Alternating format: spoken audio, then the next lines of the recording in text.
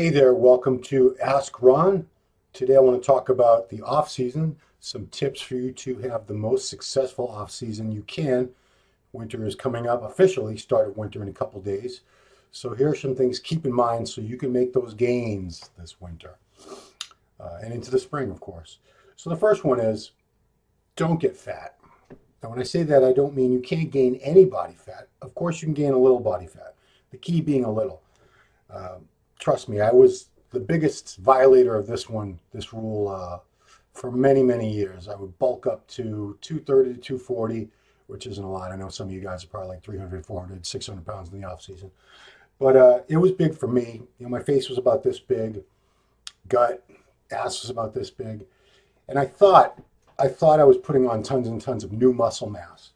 But inevitably, when I would diet down, come the warm weather, I found I had actually gained very little muscle mass. Most of what I had put on was fat and water, mostly fat. It was because, you know, I had that mentality that off season, you can eat anything you want. Everything you eat is contributing toward gains. It is contributing toward gains, but not necessarily muscle gains. You can't eat all kinds of crap and eat, 4,000 calories over your maintenance level and expect to just be putting on muscle. You're going to be putting on fat. Your body only needs so many calories. So let's say your maintenance level is 3,000, just for the sake of argument. Maybe you need another 500 calories a day to grow, maybe 700, maybe 1,000. You certainly don't need to double your calories, which is what a lot of guys do. And I don't think they even do it intentionally most of the time. It's holiday season. We have all these parties going on. There's all this great, delicious food, cookies, cakes, pies, you name it, alcohol, obviously. So people will go crazy, and like I said, I've been known to do this myself over many an off season. So I'm speaking from experience. You have to keep an eye on yourself. Take pictures because the mirror is very deceiving. It's very easy to look in the mirror and say, "This is all I still look pretty lean." If you catch yourself in just the right light, just the right mirror, just the right time of day with the sun coming through, like in Raiders of the Lost Ark, where it came through that one spot, you can look and see maybe a little bit of abs, a little bit of separation, but take flash photography pictures with your phone or whatever, standing there relaxed, front and back, side. That'll give you a real indication of where your body fat's at. So many times I wouldn't realize how fat I had gotten until I saw pictures from Christmas Eve parties, New Year's Eve parties, and I'd look at my face, I'm like, oh my God, I got fucking fat. And I did. Many times. So, the past few years, I finally learned, I'm getting older.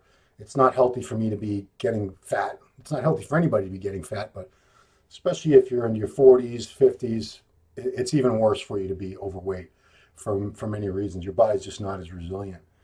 So you want to keep a lid on your diet. That doesn't mean you have to eat completely clean. You should be eating clean most of the time. I'd say 80 to 90% of your meals should be clean. You can go out and have a cheat meal. You can go out with your buddies or your girl or whatever to the restaurant, have a nice meal once, twice a week. You don't need to be eating shit food every day. And when you have things like desserts, you can have 2 cookies, a little piece of cake or something. You don't need to have a piece of cake this big. I've done that. You don't need to have a dozen cookies or more, just because they're delicious. You need to know when to say when to stop. I know it's hard. Believe me, I know it's hard. Another thing is cardio. A lot of guys, once they enter what they perceive as the off season, they stop all the cardio. Don't need cardio. Cardio is for prep. Cardio is for the spring and the summer. I'm not doing any cardio now. That's a big mistake. First of all, just for your general health, your heart and your lungs, unless you're a real young guy and you don't give a shit, you want your heart and lungs to be healthy and strong. So you need to keep up some level of cardio fitness. Second of all, you need some level of cardio fitness to be able to really train hard. You can't go through a really good back workout, a really good leg workout with shitty cardio conditioning because you're going to run out of breath before the muscles have had a chance to really fatigue. Anybody that's done 20 rep sets of squats, drop sets on leg presses, deadlifts, barbell rows, these things are all very taxing on your cardiovascular system. You have to have good wind, and especially legs. There's no way you can have a really great leg day with terrible wind. Power lifters can do it because they do like 1 rep, then they rest for 10 minutes, then they do another rep. That's not how bodybuilders train. We need to do more reps, less rest between sets. So you need to have some sort of conditioning. And of course, The reason you want to keep some cardio in there is to burn calories, and it helps keep your body fat in check. So maybe you can get away with eating a little bit more of those treats if you're doing your cardio. How much cardio? You don't need to be doing fasted cardio every morning or anything. Some people do. If you can and you want to, go for it. But I'd say keep a minimum amount of cardio. I'd say 3, 4 times a week, 20, 30 minutes. Do it after you work out. Have your essential aminos or whatever, your brand change, your whey protein. Then do your cardio. Then have your shake. Then an hour later, go eat your meal, your post-workout meal.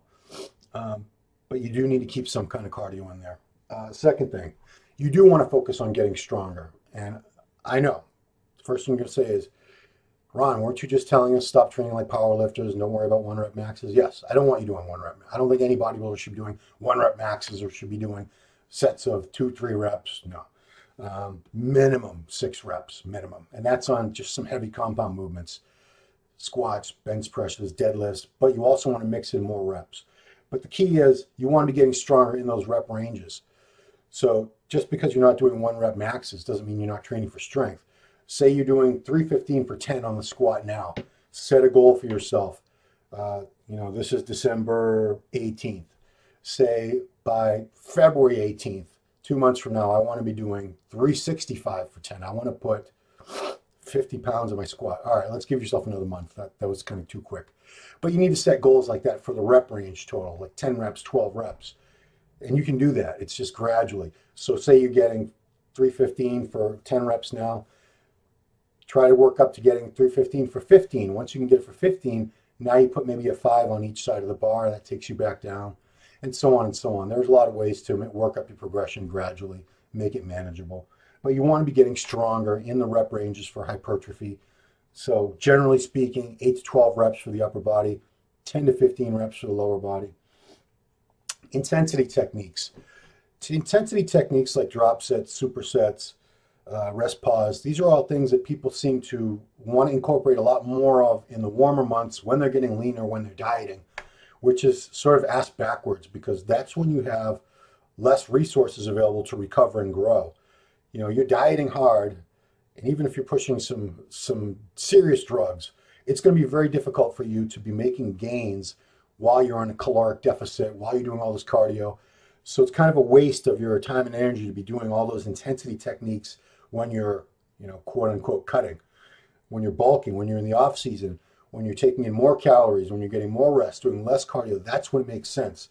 So what I would do is do your straight sets working on strength with more basic moves in the first part of the workout. Then you transition into some more reps, maybe some more machines and cables, definitely more supersets, drop sets, things like that toward the back end of the workout. That gives you the best of both worlds. And the last thing I want to say, recommendation for the off season, is to take some complete rest days. We all love training. I love training. One of the hardest things for me, like today, is staying away from the gym. It's very hard. It's very hard to stay out of the gym. I love training. It's an addiction. It's an obsession.